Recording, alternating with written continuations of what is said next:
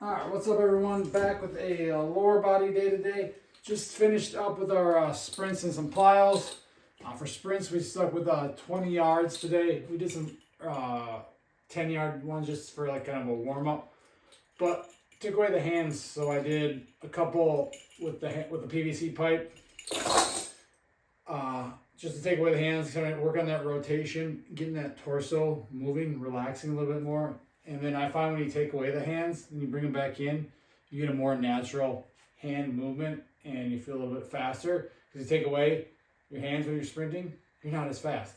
Because if you think about it, sprinting, you're using your whole body, or you should be. I've seen people run like this. There's this one guy at the track that I see when they're not. I mean, technically they probably are sprinting because they don't know how to sprint. They don't sprint, but it's like the ROTC people. The guy. They're doing their laps and the guy runs and he doesn't use his upper body at all. So maybe, I don't think it's a technique, or he's doing it as a way to get better. I think it's just how he runs. But again, taking the hands away, bringing them back in, more natural movement, and you just feel faster. Yeah, it helped a little bit today. So I did the PVC on the shoulders, and then I saw Joachim do these. I don't know who Naruto is or what the heck Naruto is. But you hold the PVC pipe back, so kind of like I would call it more like a fly, I don't know, Superman or something taking off. You're running like that. So again, taking the hands out, let the upper body use the torso, use some rotation, and kind of create force without the arms. And again, you're slower. Take those away. Did 20s, just regular 20-yard sprints. Timed them. Nothing fast, nothing super fast. On the track, I'm a lot faster than on grass. I think that's typical. Today, I should have probably just wore some regular shoes. I wore my cleats, and the grass, we haven't had any rain here, so it's super hard. So I don't know, it wasn't digging in like you're supposed to with cleats. But whatever. Still, 292 I think was my fastest. Ended on the last one, that was my fastest. I think my record is 2.7 something on the track. In a 20, 2.77 maybe. Maybe even faster, I can't remember. I have to look, but again, so, and here I don't have space to slow down. I need to go back over to the park where I have more room where I can actually decel and not worry about stopping. So I think that's playing a role too, is I have maybe 5 yards to stop before I run into my neighbor's fence. So I think that plays a trick. So you start slowing down a little bit before, whereas if I have open ending, I don't have to worry about running into something. You can take your time and run actually through the line and then decel after that. So that could be playing a role too. But again, you're going to be slower on grass typically than a track, or on concrete anyway, the harder surface. Whereas grass, depending on the grass height, again, the dirt is hard. The dirt is wet, whatever it is. But again, you're sprinting. That's the main thing. You're sprinting, you're going as fast as you can. But now we're back in here. We're going to hit our overcoming iso squats, our depth drops, and then approach hurdle jumps is our first one. Then we're going to do our cleans, and then we're going to do seated broad jumps today, working on distance, trying to see if we can improve that. So for cleans, we're going to do, what are we doing? We're doing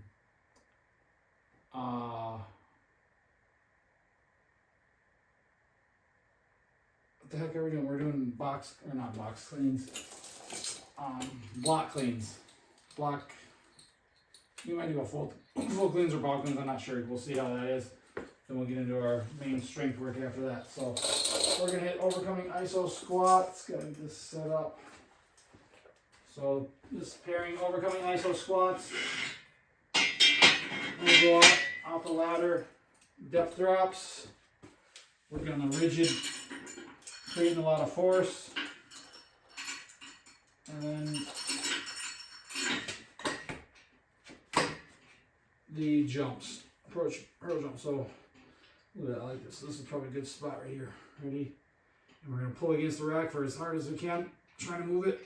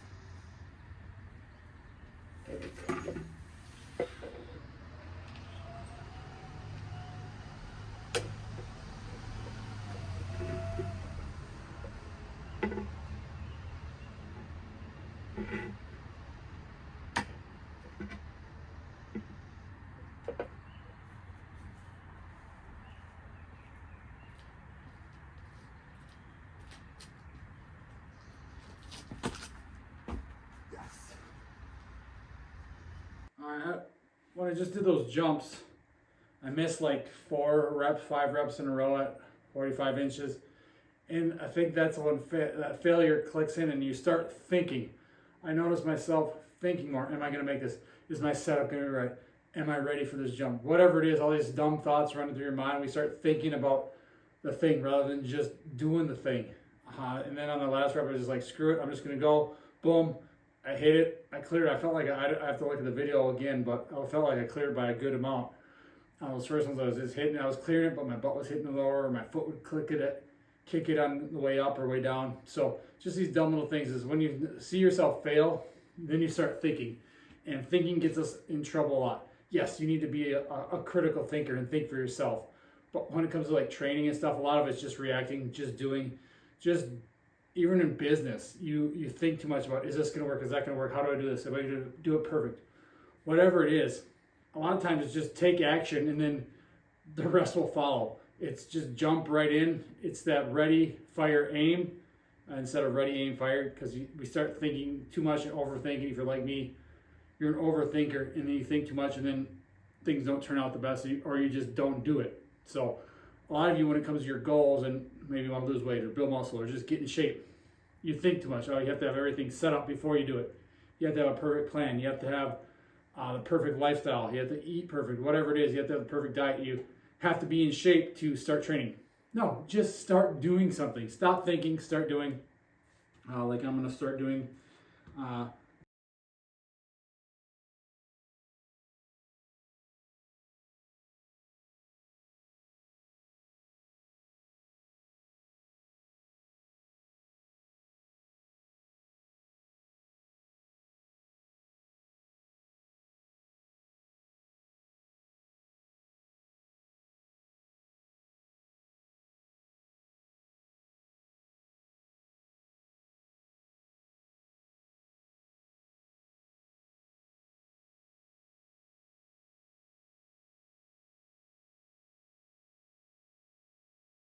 Now we're going to hit our safety bar squats. We're going to work up to heavy set of 2.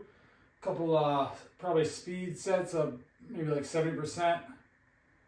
Drop down after that. And then we're going to mix in our feet elevated hanging scorpion or skydiver hang.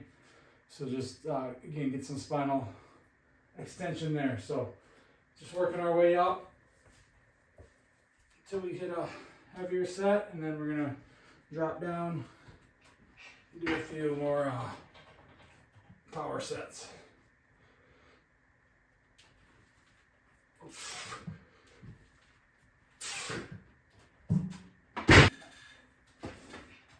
Oh.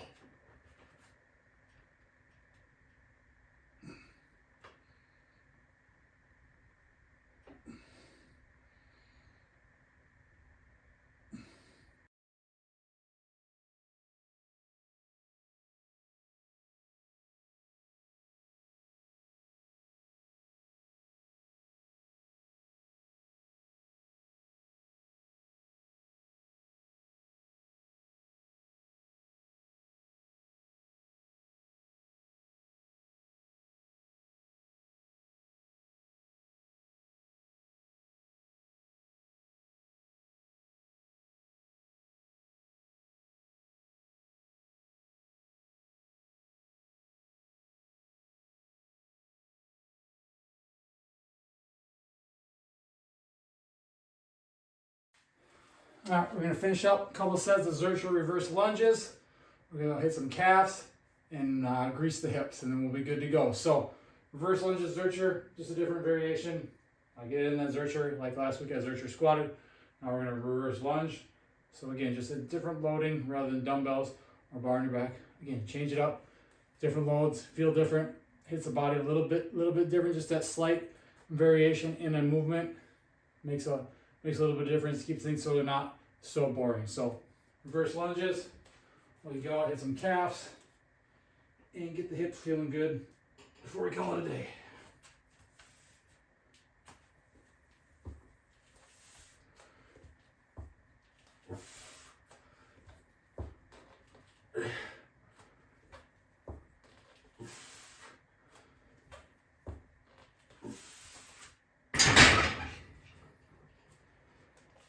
It's okay to rest in between legs too. You don't have to just go one right another, especially when it's in a weird position like the Zercher.